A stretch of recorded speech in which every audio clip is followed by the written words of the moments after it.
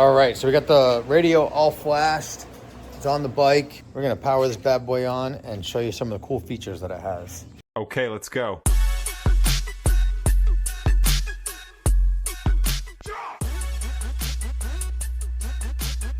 So you can see the boot up time was very quick.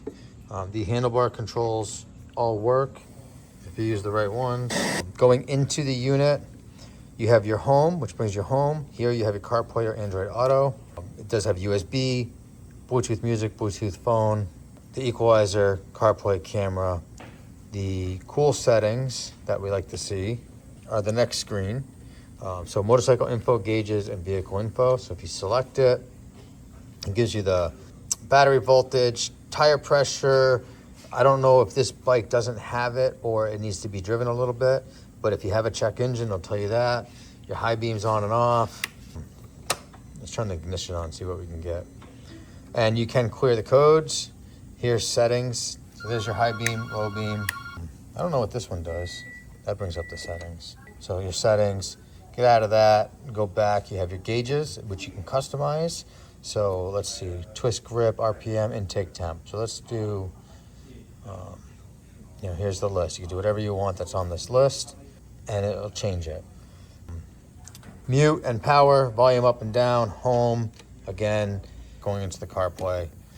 It has your standard CarPlay, which is the same for everything. Can we focus that?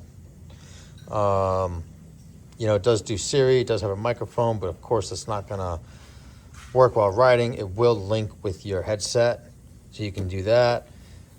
And coming out of there, it's what a lot of people want to see is the equalizer. Go back home. So the sound settings that this has a global one. So this will affect everything all at once. This is great for the end user. It has your balance fade, like standard radios. It does do crossovers. There are individual, front, rear, channel 1, channel 3, 1, 2, 3, 4, 5, 6. At the end of the day, this is front speaker output, rear speaker output, and then these are the RCA outputs, so they're all controlled individually. Pass slope, low pass slope. The only thing I don't like about this radio is if we turn on a filter, it's not gonna work until we turn on a slope. I don't know why we have a slope of 0. It should default to something when you turn the filter on. Here's the comp EQ, same thing at the top, front, rear, RCA 1, 2, RCA 3, 4, RCA 5, 6, and you can individually adjust them. You just don't have parametric left to right adjustments, but that's fine on a bike. It's pretty uniformed. And then we have time delay, so you can delay speakers if you have multiple speakers to help line them up for better mid-bass, and you can delay them as needed. In this situation, we have an external DSP because this is a lot and we want it to be very specific with it. One nice thing with this is it does have the weather band and it does have the factory USB that is utilized with the connections in the back, making it plug and play.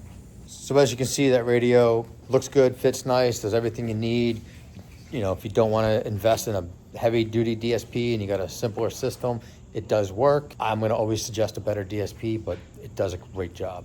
Any questions on the radio, hit me up below, shoot me a message, whatever it is. But thank you for supporting us. Thank you for watching. Have a great day.